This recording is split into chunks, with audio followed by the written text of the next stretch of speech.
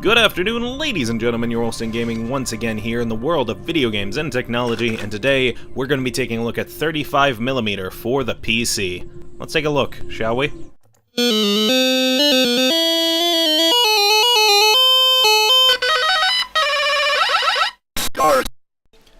Good afternoon, ladies and gentlemen. Yourwolfsdengaming here once again, and I hope you're all having a fantastic day so far.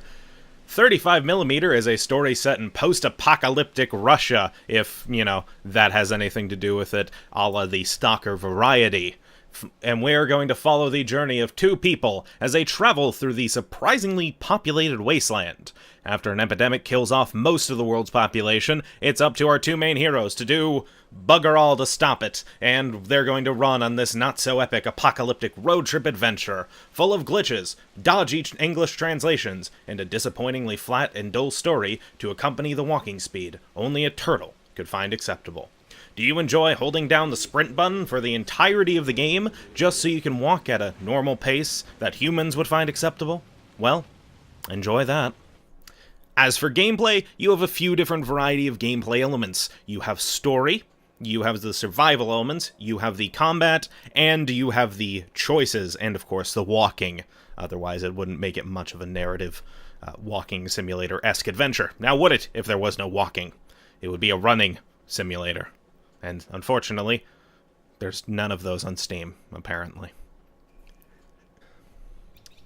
For the survival elements, you can be injured, you can need food, and you can need batteries. However, we never ran out of batteries, we never ran out of food, and we only needed a health kit sparingly. As such, the game, well, to put it nicely, makes the survival elements redundant and obsolete. And the game itself does that quite nicely. And so, as a result, the survival elements really aren't a hindrance. And we may have needed food at some point, but the only real indicator for 35mm that you need food is a screen queue, and the screen queue is so unnoticeable, you might not even realize you need it until the very end of the game, which is pretty much what happened to us, where we just started eating food randomly because we had no clue if we were hungry or not. Same thing goes with the medical kits. As for the story is contrived, filled with plot holes, and it's boring. I won't spoil the story itself for you if you really want to purchase the game, either directly with the full MSRP price in the Indie Gala bundle, or via on sale, if it's on sale now, or when it's on sale.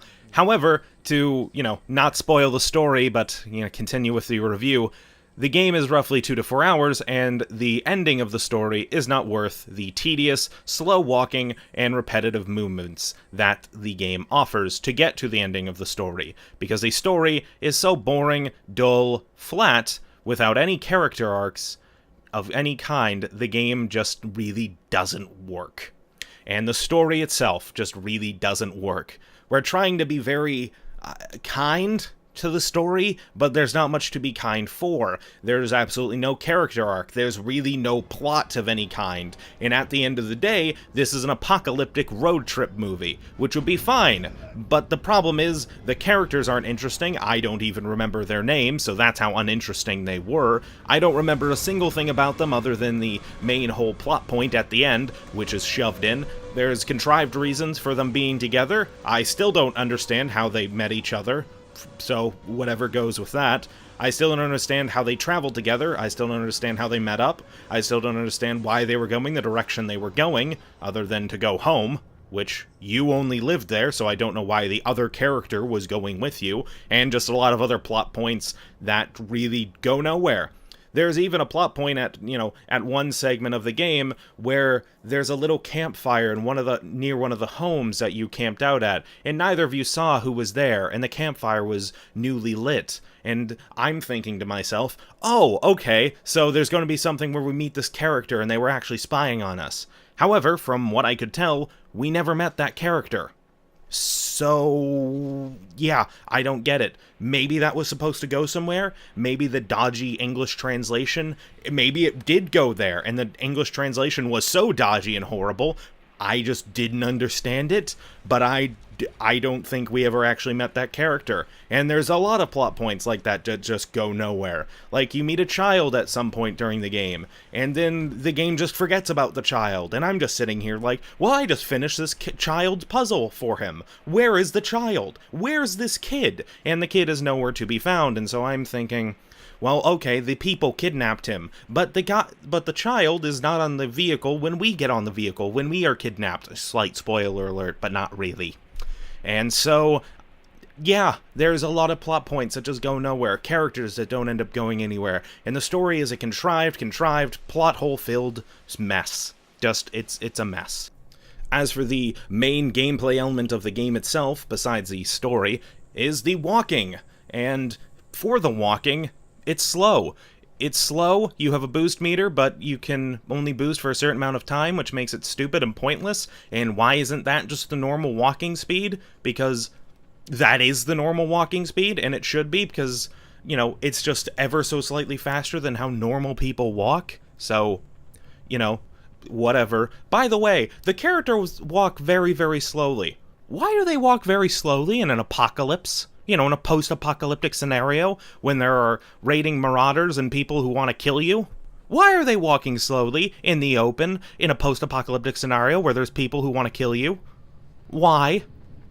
Is it because it's a walking simulator, 35mm? Because I hate to spoil this for you, but they don't literally mean 35mm. You have to walk everywhere. That's not the point of the tag on Steam. It doesn't literally mean to walk everywhere, okay? I don't remember walking everywhere in The Vanishing of Ethan Carter, but, you know, again, that aside, it's boring, it's dull, and the movement is so slow and repetitive. The only other gameplay element besides that in the combat is the fact that you can, at random times, have to find things, or you have to find something to get from point A to point B, and it both doesn't work, and the dodgy translation, and yes, I will keep bringing up the dodgy English translation, thank you very much, because it's a $13 game, and there's absolutely no excuse for a dodgy translation to begin with, especially one with spelling errors. How you manage that when Google Translate would at least spell things correctly is unbelievable, but whatever. So, yeah, you find things, but because of, again, the dodgy English translation, it's very hard to figure out sometimes what the game wants you to do or find. In one part, the game's like, go to the living compartment and find the code. Okay, well, what's a living compartment? What's a living compartment? I've never heard of a living compartment. And there's a few times in the game where they call your companion mate, and I'm just sitting here thinking, what? What, did they mean companion? Do they mean friend? I don't understand. And there's just a lot of dodgy English translation-ness in the game that really makes it all confusing. There's one part where the game's like, go find a well. And I'm sitting here like, okay, I'll go find a well. And then I couldn't find a well. Anyway, so I had to find a well, but I don't know what the well looks like. Because I was thinking, oh, it's like a little circle thing with a bucket. That's what I was thinking. And I couldn't find that. Then I finally found the well and it was like, you need to find a bucket. So now I have to go through all the houses I already went through to find a bucket. Then I get the bucket and I go to the place, click on the thing where I find a bucket, but because the game doesn't have any real feedback for when you do anything or when you're trying to look for something, it's hard to do anything. So I kept clicking on the thing that was telling me I had to find a bucket, but that wasn't doing anything. And so I had to open a hole on the side of the stupid, well, and then I had to put the bucket down. Then I had to drag the bucket down. Then I had to drag the bucket back up. And I just sat here thinking this could have all been done with just like one press. Why am I going through all of this? And it's just really boring and dull, and again, because of the English translation, at least I'm presuming, and because of the lack of feedback the game world provides and the levels themselves provide, it's really hard to figure out what you're exactly supposed to do, and again, the English translation really doesn't help you much. As for the combat in 35mm, it's boring, it's dull, it's sluggish, there's like 2 times where you need to fight people, and that's pretty much it, and yeah, I don't understand why. Most of the quote-unquote tension in the game is done during cutscenes, which may sound interesting, but, well, it sort of loses the tension. And the game itself loses a lot of emotional impact for its story when there's glitches ruining it in its entirety. There was one part where we were being chased by a bear, and then the bear glitched out and just started twitching. And I just sat there thinking, was I supposed to be scared during a cutscene of a bear? And then there was another part where this character was saying some really important rhetoric, but he was spinning in a circle. And, you know, I hate to tell you, game, but, you know, if your game is focused on story, and you're putting things like that in the game, it sort of loses focus on the story, and the story itself becomes lost in the, in the translation, I guess the phrase will go, which actually fits the game pretty well. And as for the combat itself, it's slow, again, it's sluggish, it's repetitive. You have items which you really have no place using. There's locked doors which you can unlock, which, for example, you have a knife the whole time during the game, and you can untie, a select number of predetermined doors. You will eventually find an axe where you can hack out a few predetermined doors. I mean very few predetermined doors. You have a pistol you use once and then never find ammo for again, and then you have an AK-47 which you use all of twice and never find ammo for again after that. And so, yeah, it really doesn't make sense. As for the choices system, the choices are pathetic, they're lackluster, they're boring, they have no place existing. The choices are so unrelated to the game itself and to the results that result from the choices, they make the game just makes them obsolete. And, there's one part, the main choice, for example, at the end of the game, you either go into an alley and get stabbed or you don't. And I have no goddamn clue how the choices we made somehow led up to our character saying, I think I'm going to go into an alley where I'm obviously going to get stabbed because this is an obvious plot point that happens in like every post-apocalyptic or zombie movie in general. Because this is sensible. I don't know how our choices somehow led up to that. Was me solving the kid's puzzle part of it in the game? Was that why? I just don't understand why the game sort of did that. And the choices system in general is just really redundant, and again, the game makes it obsolete. As for the visuals are worse than Kona, but better than, Dear Esther. However, while the game presents a nice atmosphere in certain locations, again like the forest sections, those are few and far between, and the main atmosphere of the game is really lost in the muddy textures, and it doesn't have visual cohesiveness of something like The Vanishing of Ethan Carter, which has a lot of nice visual cohesion. And at the end of the day, while it's not a particularly horrible game, and while it doesn't look, particularly horrible, the visuals, they don't do anything really great, at least for me. Again, the atmosphere is nice in a few select remote locations. However, they are often very short. The little town location was okay, and the beginning forest bit was, again, okay. But everything after that really loses its visual cohesiveness, its color scheme, and its atmosphere in general. It sort of just loses it all. There's one point where, the atmosphere basically falls off a cliff when you're drilling a hole in order to open... Sorry, you're drilling a rod down in order to put it in a hole so you can open a door. And I just sat here thinking how out of place this was. It would have at least had more place in something like Soma, but in a game like this, it just really doesn't fit. As for the audio, there's a few select music tracks, but for the most part, the only thing you'll really hear is, forest or city ambience.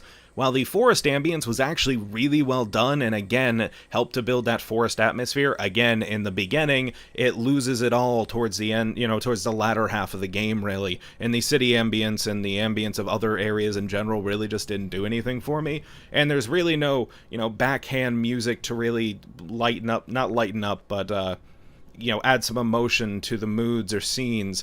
And I think not a lot of music, but I think music in general would have helped a lot of scenes that are supposed to be emotional at least have conveyed the emotion, because without the music and with the dodgy translation, it's really hard to get any emotion out of any of these scenes at all. Again, if you speak, the Russian language or whatever the specific name it's called, it may, story may be amazing, but it really does get lost in that English translation, at least for us. As for the controls and settings, the controls, while okay, are nothing special, and they're also not rebindable, which you're getting a sin for, because this is a PC game, and there's no excuse for that. There's also no controller support, and this is a game that would greatly benefit from controller support and, digital analog movement, where I can change the movement speed based on how far the analog stick is. That would be great, because that would remove my whole complaint about how the game moves very slowly, and the game itself moves slowly, coupling with the story itself. And yeah, that would remove at least the control part of the complaint and the movement parts. However, it doesn't, because there is no controller support, so that might be something the developer should add sometime in the very, very near future.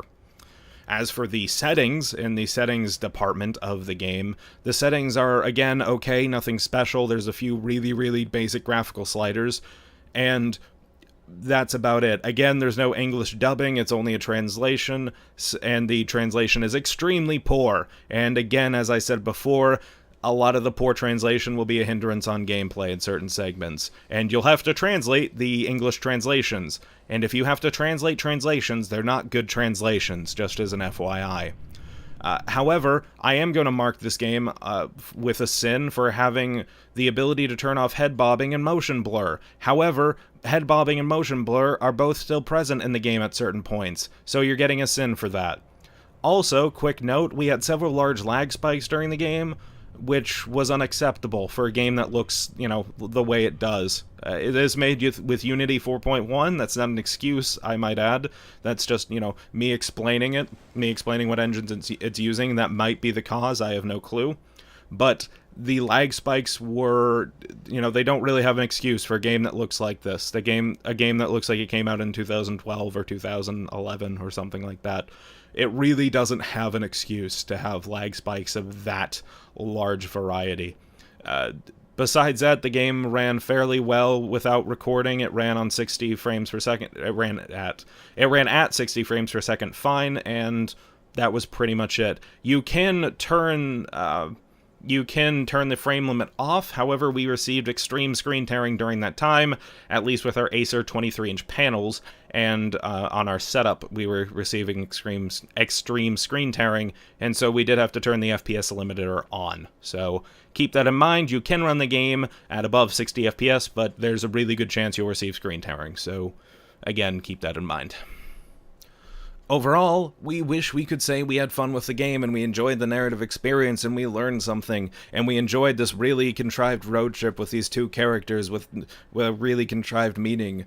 But we can't say we enjoyed it, because we didn't enjoy it. While the graphical fidelity and the ambience are both alright, and the atmosphere in a few very select locations was actually quite decent, and the voice acting seems well enough, again, keeping in mind we don't speak Russian, or whatever the language is called specifically, there's really no cohesion or meaning behind it all in general, and in the end, 35mm, while having the bones and the skeleton and structure for a decent narrative experience, lacks the glue to put it all together and the in-depth and thought-provoking story to keep players interested.